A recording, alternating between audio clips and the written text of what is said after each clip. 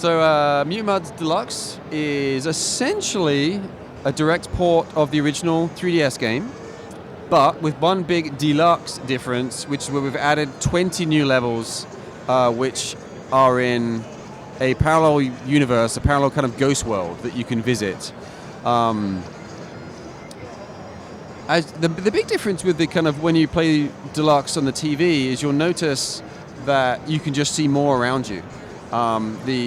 The screen on the gamepad is much closer to the 3DS. What you see, the crop of the 3DS screen, it's a little wider, but it's very close to the 3DS. Whereas a TV, you can just see more around you.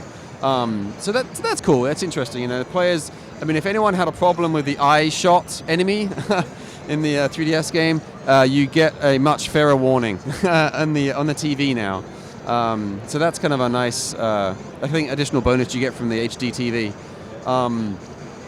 As you see with the wonderful playing skills of Neil here on the game, you got the new checkpoint there that he just passed. That's something you'll be able to toggle on and off. So if you want to be traditional, you can just turn it off and just do it old school. But it's kind of a nice addition, honestly. I mean, if you want to turn it on, or leave it on, I should say, it essentially gives you 3 hit points. So you can spend 3 to get to that point, die, have another 3 to get to the end, and that's cool. For people are less experienced at playing or just want a little easier time.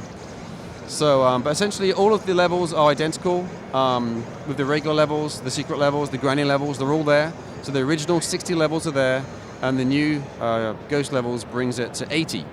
So as we'll see here, you wander over to the mirror, and you push up on the mirror, and that will take you to the ghost world. Here we go.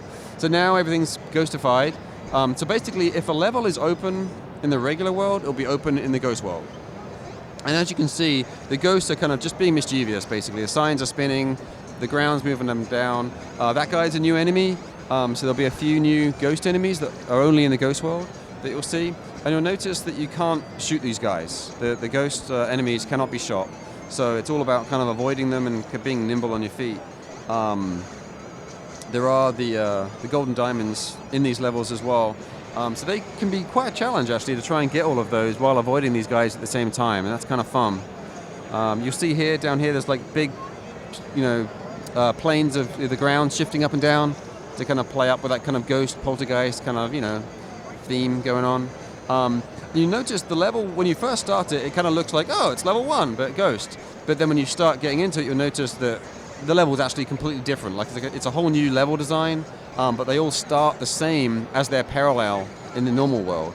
And that's kind of a nice kind of, setting, I think, because you think, oh, it's the same level, but what's different? What have the ghosts done to this world?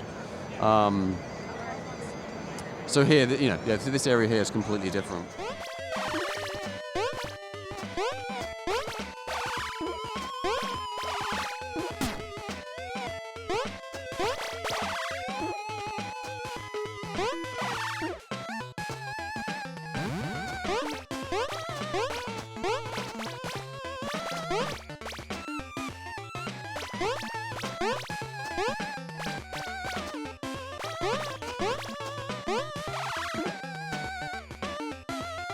You can play it on the gamepad. You don't have to have the TV on, and that was very important.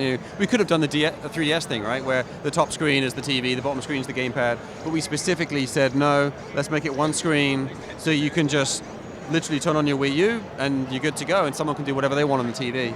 So that was important to us, so you can have that portable experience if you want that from this console game, which is kind of neat. Again, you'll notice on the level 2 of the Ghost World, it starts just like level 2 of the regular world, but the enemies are in different places, the power-ups, the diamonds are in different places, and then you see here's a new enemy. And the whole new setup. Now the level is very different than it was before. This is a situation where you cannot get past those 3 enemies there without getting hurt. So you have to jump into the foreground, collect the ghost shot, and you have a limited ammo supply, and you can take them out. But you'll notice they'll come back, and so you have to be very careful. But the ghost shot power-up will also come back as well. So you'll have this kind of loop sometimes that you might find yourself in, that you kind of have to get your timing right to pass those kinds of situations. It's a small thing, but this situation here where you have to duck, not get squished, that's the first time we've added it to this particular game. I mean, obviously, Mario World and stuff like that has done that kind of gameplay for a long time, but it's those little things that we're wanting to add to this game where, in this game, because it's so simple, those tiny variations in gameplay make a big difference, to the player. It's a decision they have to make to avoid getting hurt or dying. So it's nice to be able to add just these little touches of variety to the players, just to entertain more, essentially.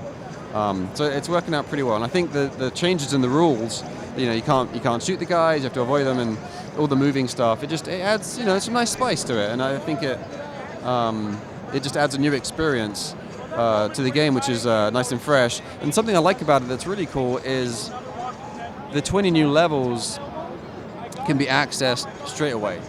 So like obviously, as you can see, straight away you can jump into them, so you don't have to beat the whole game to unlock them. You can experience them as you go through the game. They are pretty hard. They're definitely for more kind of experienced players. So whether you want to go in there or not, it's up to you. But the nice thing is you can. It's kind of your choice.